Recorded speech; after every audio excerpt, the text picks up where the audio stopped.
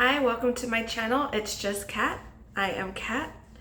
It's been a hot minute since I've came on here and shared my life. Half of me wants to tell you all the things. The other half is the Lord telling me to tell you all the things. There's been some events that have been happening in my life that I'm finally ready to share-ish. And here I am. So before we get into that though, as you know, the title of the video is heavy. But before we get into the heavy stuff, I wanted to share a little bit about a journey that I'm on, and hopefully you can support me and help me get to my goal. So I entered into a race. It's called the Supermom giveaway. Every dollar that is donated to Children's Miracle Network, I get a vote, and the more votes I get, the more I go into the next running and the next running and the next running. So right now I am top 10. I'm in the top 10. By Thursday, they are going to announce the top 5. So I'm currently in 5th place. And I don't know how close I am to 6th, or how close I am to 4th place or 3rd place or 2nd place or 1st place. So we can't see the votes. I cannot see who votes. I just know where my place is at the end of every, I don't know how you want to call it, every entry.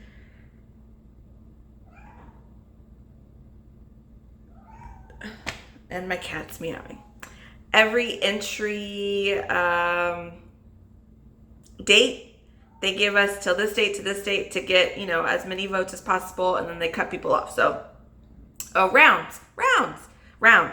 So, next round cuts off on Thursday, and that is the round where they announce the top 5. And so I am super hoping that y'all are able to vote. You get 1 free vote, or you can donate money to the Children's Miracle Network. And the money does not go to me. It goes directly to that organization, to that network, to that nonprofit. But then for every dollar, I get a vote. So if you guys want to help me out, please do so. I really appreciate it. I'm putting out my faith on this one. Yeah, so I hope I win. We'll know at the end of May-ish, beginning of June. There are other rounds, so it's like an everyday kind of vote thing. So that's that. So thank you in advance for all your votes. I really appreciate it. I really do. To show your support, to show your support for the Children's Miracle Network. It's really appreciated, so I thank you. All right, back to business. Today I'm talking about depression. Yay, I come back and I talk about depression. That's probably one thing that I need to talk about, because that's what I've been dealing with I'm pretty much over it, thank the Lord, and we'll get into that. But it swooped in. And it really did knock me off, not the whole race, but it just made me not want to do anything, made me unmotivated, and made me recluse, and made me avoid. So I am back in the game. I'm here, but I do want to talk about it because I think it's important for people to hear other people that have gone through symptoms of depression. And I say symptoms because I believe depression is not a mental health diagnosis, it's a spiritual aspect of oppression. Depression is a spirit. And so knowing that It helped me attack it and get rid of it faster than before and be able to see it in a spiritual lens and allow the Lord to kind of do what he needed to do to get me set free. I have experienced symptoms of depression about 3 to 4 times in my lifetime. It first started, I believe, 2010, 2011, right before I got married to my ex-husband now in 2012. The year and a half to 2 years prior to 2012 was very much a turmoil season for me. I don't know what and I say open door because depression, like spirits, come in through open doors. I don't necessarily know exactly what the open door was at that point in my life. I just knew that I was unhappy, and I knew that I was unhappy because I was settling, because I had made the decision I made the decisions for my life that felt comfortable but were old, and I knew that returning to them was the wrong decision, but I didn't know what other decision to make. Let me give you some context. So, at the time I was still in college. Yeah, I was wrapping up college. I know I talked about college in my past videos of just some experiences, but I really was lost. I wanted love. I didn't feel completely accepted. I wanted to be included. I wanted all, to feel worthy. All of those. I felt rejected. And so I believe that had a lot to do with the open door of having depression slowly seep into my life and into my thought processes and into my decision making. I know rejection was a big part of just how I felt in that time. The reason why I ended up getting back into a relationship with my boyfriend, who turned into my husband, who is now my ex-husband, was because I knew that with him, I wouldn't feel rejected. And I felt lonely. I think that's going to be the running theme in all of these instances, is feeling lonely. And I ran back to him, and not to put him down or to say anything bad about him, but you know that saying in the Bible where it says, don't be the dog that runs to its own vomit? That was me. I had completely cut myself off from him. I had made the decision not to go back to that relationship. I knew it was not what the Lord had planned for my life prior to this season, but with events that happened, with the feelings that I had at the time, in moments of desperation, I decided to call him up and to start a relationship again. And literally, like, the tide kind of brings you down the river and you have no control over it. That's how I felt. I had made the decision to get back with him. I felt that if I had once again disrupted that new thing, that I was letting him down, that I wasn't being nice. I didn't want to break his heart again. I didn't want to hurt his feelings again. It was all about pleasing him, but then meeting my need of feeling wanted once we were in the relationship, like pleasing him, making sure that, he still wanted to be with me. So I was doing what I needed to do to keep in a relationship that I knew wasn't fulfilling, but it met the needs at the time. And then along the way, he proposed. The Lord warned me he was going to propose. I knew that I should have said no, but I said yes because, again, people pleasing and not wanting to be rejected and not wanting to be lonely. But with that decision came the depression, because now I feel all types of shame and guilt for making the wrong decision for my life, knowing that I was about to experience hell because I completely went against the Lord's instructions. And number two,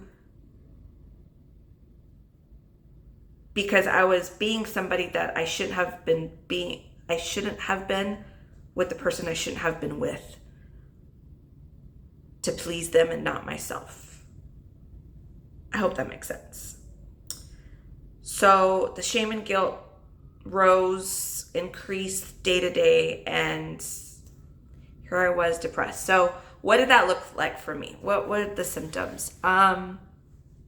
Sleeping a lot, eating a lot, being reckless. Decision making wasn't my best quality in this season and in other seasons of my life in the future, and it really jacked me up. I would make one decision and then 3 more bad things would follow, and it was just the cycle. And so I self-blamed, I self-shamed, I held on to the guilt because I felt that I wasn't worth not feeling guilty. I deserved what I was in because I made my bed. Now it's time to lay in it. That's how I felt. And that's how depression looked to me at that time. I was at my heaviest and I felt like crap. My energy level, I was fatigued all the time. Very much emotional. Emotional regulation wasn't a thing for me at the time. I always followed the heart on my sleeve. Every decision I made was emotionally based, wasn't reality based or truthfully based. It was just how I felt in the moment. Do I feel like doing this? Yes. Okay, just do it. And then I'll figure out the consequences and deal with it later. That was how my mind was tracking. I avoided a lot. I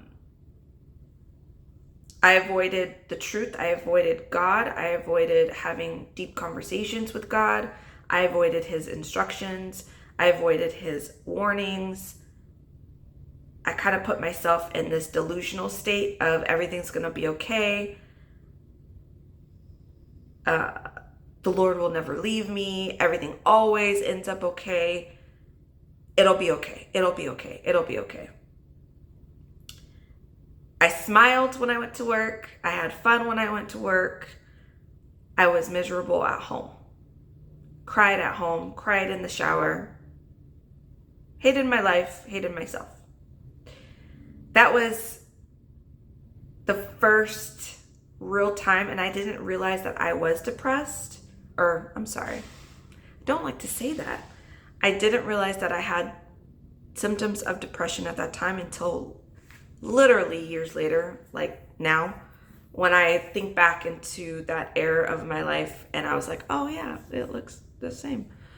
So the second and third time I was depressed, I guess it's the second time, because it was they looked different, but they were in the same season of my life. And this was 2017. It was a couple of years. 2017, 16, all the way up to 2022-ish. Long time, I know. That season of my life, I was now a single mom.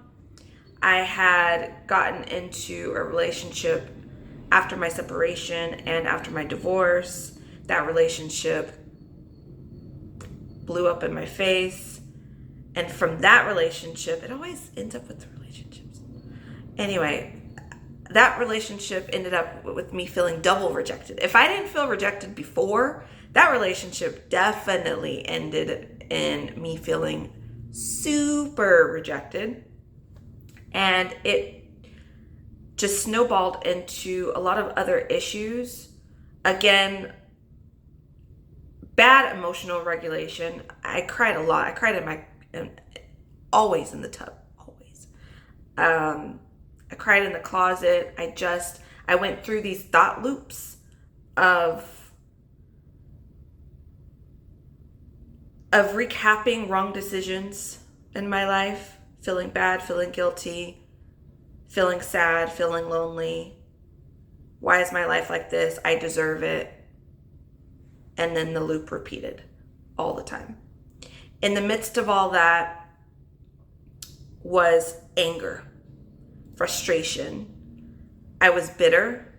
I was bitter with myself. I was bitter with God. I was bitter with other people. I was bitter with my ex. I was bitter with the plants that grew. I was bitter with the paint on the walls. I was bitter, okay? I took out my frustrations and my anger, not on people necessarily, just on myself. Like, I would have angry outbursts when things wouldn't go the way I wanted them to go, or the way that I planned them to go, or when things just came up surprisingly, unexpectedly, that I felt set me back or disrupted my day. I was so sensitive to changes, to negative changes that I thought were negative, even positive changes, because I felt like, oh, something good is happening. That means something bad is right around the corner. The other shoe was going to drop at any time. I was hypersensitive, hyper aware.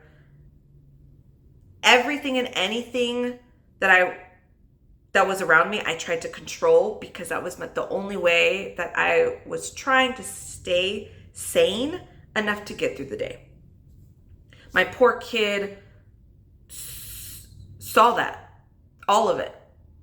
I mean, I can't, being a single mom, you can only hide so much. And especially when things happen externally and you just snap and you react without responding or without thinking.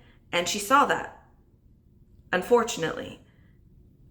I can remember I was trying to get some car repairs done, and I didn't have time to go to a mechanic. Being bitter and just being judgy and everybody's against me, I didn't trust any mechanics.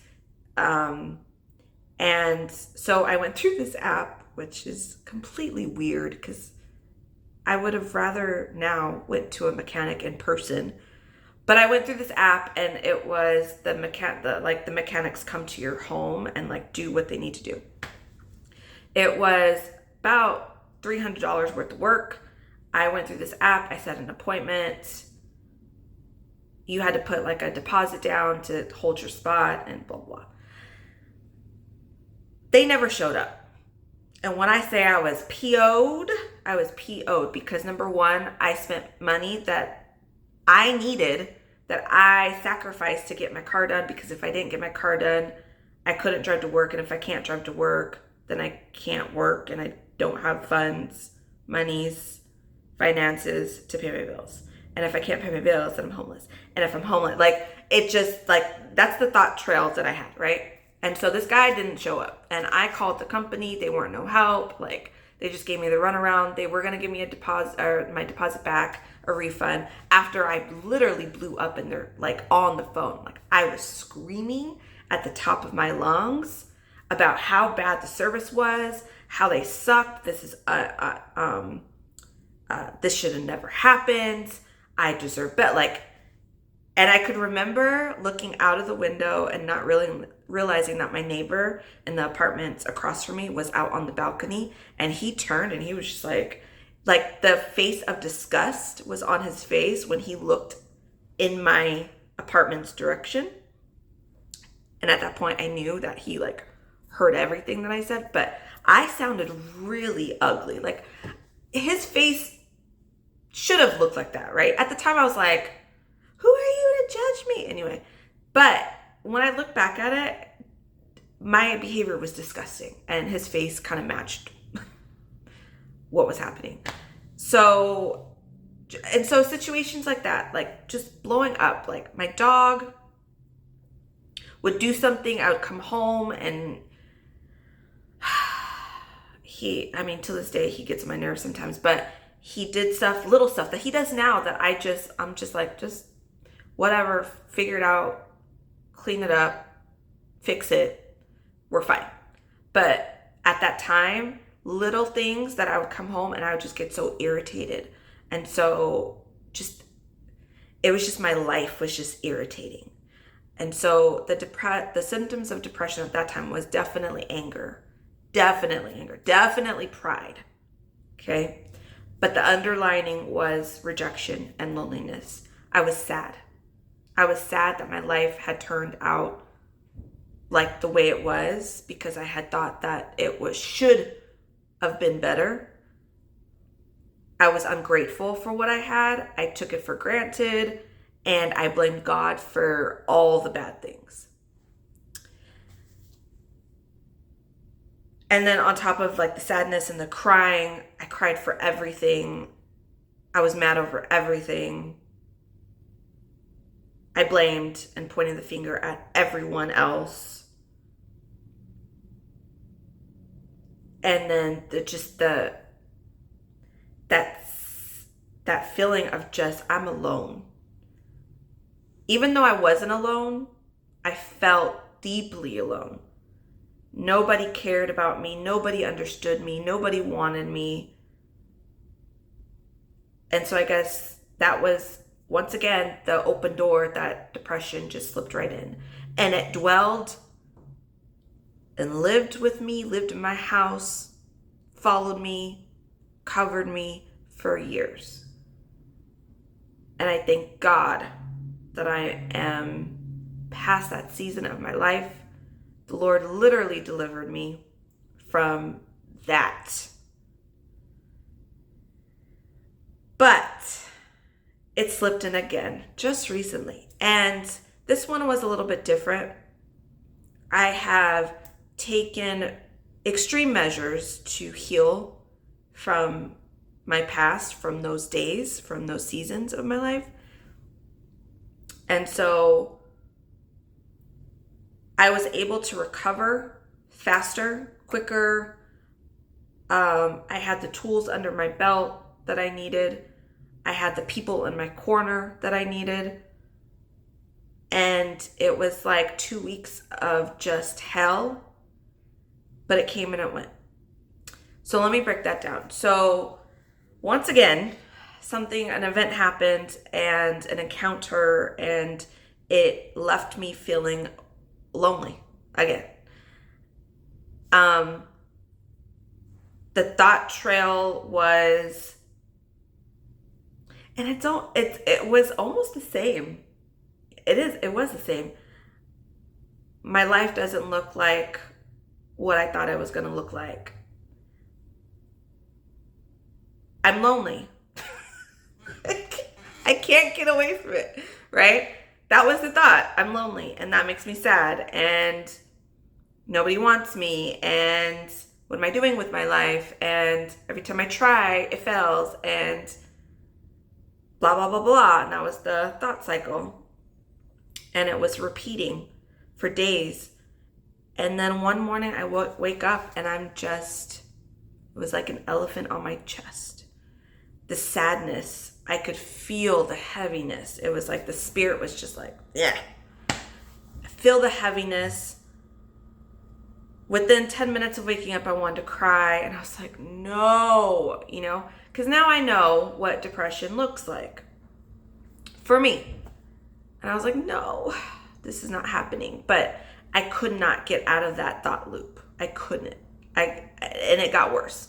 As the days went, it got worse. Thank God I had people in my corner, but I talked to a person that helped me get out of that thought loop. She spoke real truth, spiritual truth, God truth into all of that, and like just broke it up. And all I could do was I made the conscious decision just to not talk while she spoke, not interrupt her while she spoke. I just sat. I sat because I was like, in faith, she's speaking goodness over me, and she's breaking up the spirit. She's weakening it. And I just need to sit under like whatever I need to sit under her ministering to me right now. And of course, crying, tears, snot, like everything, just laying my heart out. And with her and with God, the times that I had just to lay in bed because I didn't want to do anything. The fatigue was real. I had no desire to get out of bed. I had no desire to go outside. I had no desire to eat. I had no desire to talk to anyone. I didn't care. Okay? It was like, leave me alone. Turn the shades down. Shut off my phone. Turn off all the alerts, all the reminders. Leave me the hell alone. I just want to be by myself. But in those spaces, of course, the Lord is there. And I would cry out to him, being emotional. And on top of the person in my corner ministering to me, he also ministered to me in a deeper level. He came to me not as my Lord and Savior. He didn't come to me as my father. He came to me as a friend this time. And I remember me just being like, Lord, I need help. I need help. I'm literally laying my heart out to him. I don't know what to do. I'm tired of the spirit revisiting. How do I get rid of it? And these are the thoughts that I'm feeling. These are the feelings the thoughts that I'm having. These are the feelings that I'm feeling. What? And all I remember him saying is, just chill out. Stop trying to figure everything out. Stop thinking. Just sit. Go to sleep. I don't care. Just stay still. And it was almost like, I will sit here with you. Just sit here with me. Cry if you have to. I don't care. Just sit and be still. For once, just be still. Your body, just be still. Okay, yeah, you don't even feel like doing anything anyway because of depression. But I'm telling you to be still. And I did. I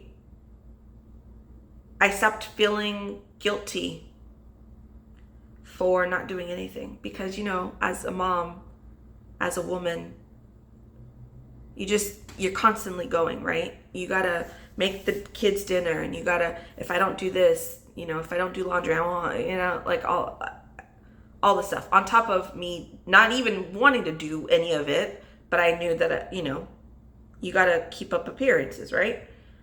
And you gotta take care of the kid, and you gotta take care of the household. You still have responsibilities. But the Lord was like, okay, yeah, but this weekend you have alone. So just be alone.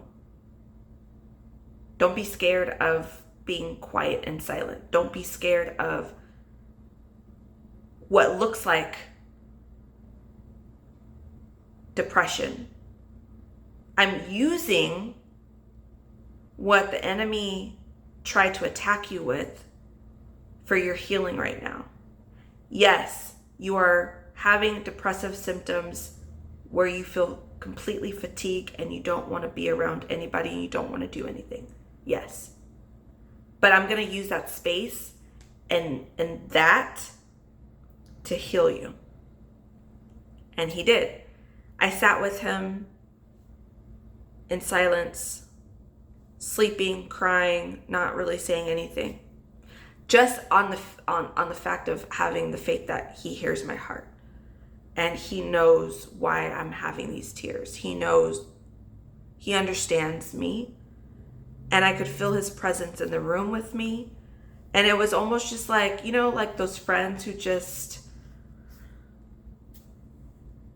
you're going through a hard time and they're like, I'll come over and just watch TV with you. Just to be in the room with you. I'll sit in silence with you. I'll hold your hand. I'll just hold you. You don't have to say anything. You don't have to explain anything. Just do what you do. I'll just be here. I'm here if you need me. That was basically the Lord, but on a deeper level. And with that, I started slowly kind of coming to myself again. I wasn't having the loop thoughts anymore. I made the conscious decision to speak life, even if it was, the Lord has me. Even if that was the only thing that I could declare at the time. The Lord has me. I'm going to be okay. I'm going to be okay. That was it. And so I got out of it, and now I'm in a space. Well, after that, I was in a space where I didn't want to return to my old self, right? Before depression kind of slipped in. I wanted to recognize what the open door was. And now I know it was loneliness, and loneliness leads to rejection. And I was like, let's deal with that now. Like, I'm ready. I'm ready to deal with that. And I'm still in that process. I think I'm kind of at the tail end of it, but I'm still on that supplication process of closing the door to rejection, closing the door to, well, not rejection in general, but like that, the sister spirit of rejection, which is loneliness. Closing that door, because I'm not lonely. I'm not. And allowing the Lord to really like uproot some things. And I needed to sit still long enough for him to do that. And to really look at my life, count my blessings, and to remind myself of where I'm going, where the Lord has told me I'm going. And to get insight into the Lord's heart about me. And to recognize that he is my best friend. That really helped to have that experience of him being a friend to me. Really made me understand that he's the only one that knows me from the inners, like the inners. He's the only one. He knows things about me nobody on this earth knows. Things that I have discussed with him and had conversations with him about. Feelings that I've had that I just don't have words for, but he understands. So I can now call him my best friend. And from that, I was able to shut the door to loneliness. Sometimes it tries to creep in, but I'm recognizing it. It's like the Lord shines the light on it. Like, here it's trying to creep in, close the door, you know. So not wanting to go back to my old self, I allowed the Lord to heal me, and he's still doing that. But I wanted to return to my daily life in a different way. I didn't want to return to it feeling like I had to meet a certain standard. I, for once in my life, understood the importance of giving myself grace and really accepting God's grace for me and his love for me, that he honestly he doesn't expect the world from me. He doesn't. He just expects me to be me. And that's okay for him. I don't have to overachieve for him. I don't have to be perfect for him in order to receive his love and his grace and his mercy. He gives it to me freely because I am his daughter. Because I am also his friend. Because he is also my Savior. So I was really able to grasp that concept mentally and spiritually. Because I had that concept mentally, but the spiritual, like I couldn't grasp it with my whole heart and soul. It was just, I understood it, but I didn't really receive it. And I have finally received it. And I think that was like the nail on the coffin for depression, to not return. And I know spirits try to spin the block, and the test will come where something will happen and I will have to make a decision whether I'm going to allow depression to slip in again or tell it no. That day will come.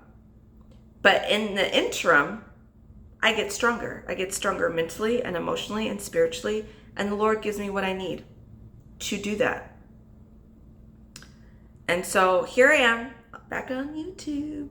And I'm feeling better about myself. There's still some things that I need to work on within myself to feel good about myself. Now the Lord has definitely turned the attention to me. What does Kat need? What makes Kat happy? And so it's like almost like rediscovering myself in a new way.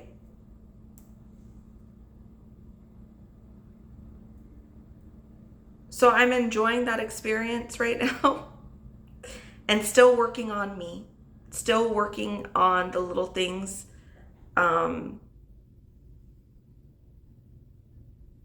So yeah, I wanted to talk about that because I mean, if the Lord tells me to come on here and talk about depression, there's somebody watching or somebody that needs to watch or somebody that will watch that is going through the same thing. And maybe maybe I said something that, unlocked something for you. Maybe you're going about it the wrong way, and that's why you can't get out of the heaviness hasn't lifted. Maybe you do need to look and pray about where the open door is. Maybe you do need healing in some areas of your journey. Healing from past experiences, healing from, I don't know, maybe you have guilt and shame about sin in your life that you need to overcome, but you can only do that with the Lord. The ultimate key in all this is the Lord. To be free, you need Jesus, period.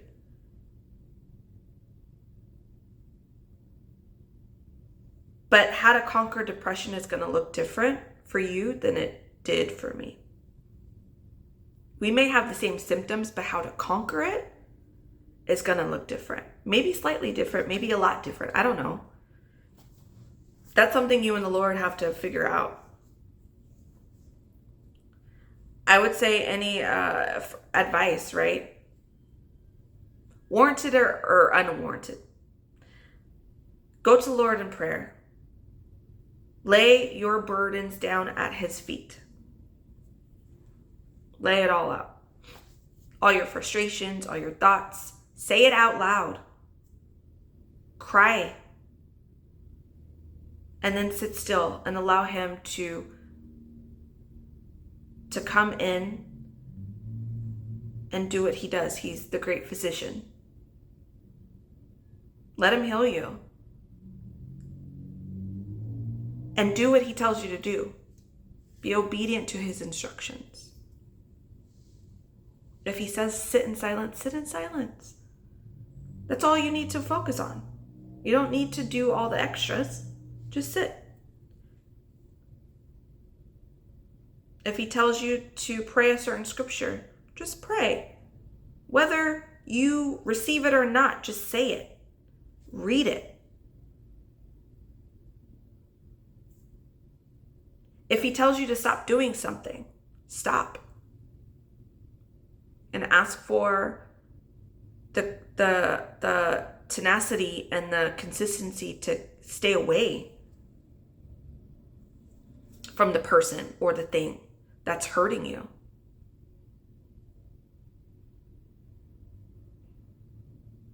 It's easy for people to say trust in the Lord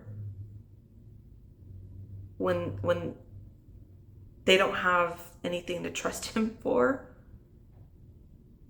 And I don't say that to make a joke out of it. I'm really saying that there's people that are going through so many heavy, dark places. They're in a very dark season of their lives.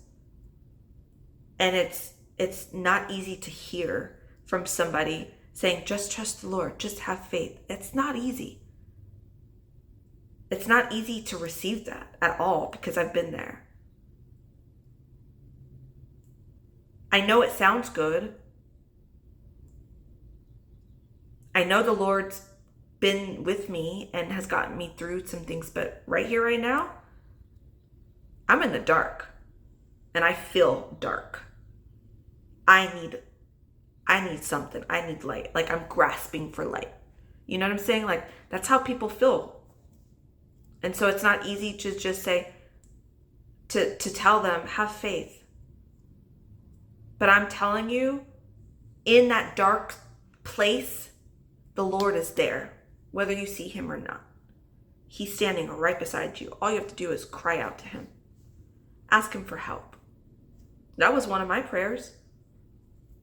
In between grasping or gasping for air and trying to keep myself from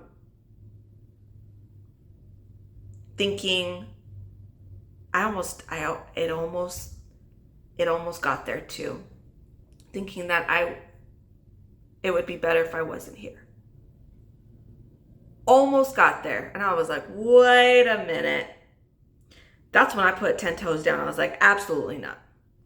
You're not going to come in and hang out with depression, suicide. Okay? We're not doing that. But I recognize that.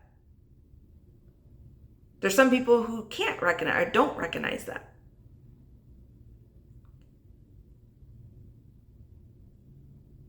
And so all I could do was just cry out, literally cry out loud. Help. I just need help. I just want help. Please help me. If that's all you can do, that's all you can do. The Lord will take it from there. I promise. The Lord will take it from there.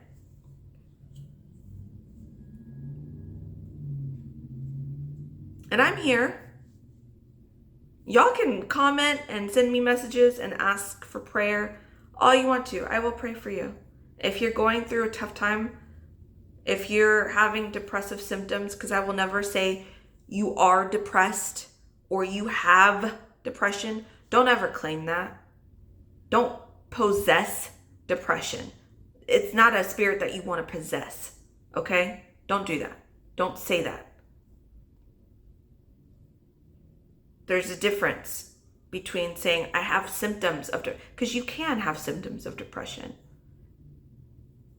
Obviously. But it's harder for that spirit to get off of you if you keep claiming it as yours. Don't claim it. So for those who are experiencing symptoms of depression, if you need prayer and you want me to pray for you, I will. I don't know. It's really weird for me. Like, I'm thinking maybe I should just pray right now, but it's cringy to me. I pray in my own. I really don't like praying in front of the masses. So, but if you want me to pray for you on a personal level, just slip me a DM, slip me a comment, slip me a message, and say I need prayer. That's it. I'll pray for you. But symptoms of depression is not the end all be all, I promise. If you have the Lord, that spirit is so weak. It's a punk, okay? We don't deal with punks. We don't. You and I, we don't deal with punks. Okay? All right, I think I'm done. I'm trying to think of anything that the Lord wants me to say. I'm done. Endings are always awkward for me. Every time I just cut it short just because I have nothing else to say. But, all right, well, thank you for being here. Share the videos. If they speak to you, if you know somebody needs them, share them. Like, subscribe, do all the things. Thank you for watching, but subscriptions really do help. I know you guys hear that a lot from all the other videos. Like, subscribe, but it really does. It's for real the truth. And I would like to think that these videos are helping people all around the world, and that's the goal. The Lord very much told me that these videos are not about the numbers. They're about reaching the masses. And so your support through likes, through subscriptions, even though it's not my personal vendetta, right? It's not my personal goal to see a certain amount of likes or subscriptions. I love seeing them. Don't get me wrong.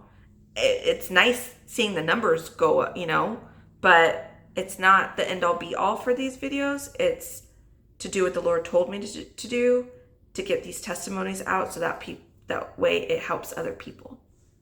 So that's why I'm here.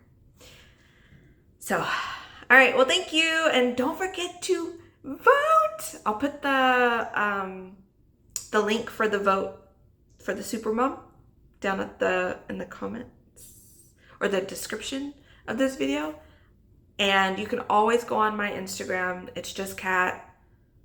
Or my Facebook, Instagram. I don't even know why Facebook exists anymore, but whatever. Instagram, and the link is like in the comments. It's on the post. You'll see them. They're there. And I appreciate you guys. I appreciate the support. I appreciate the comments.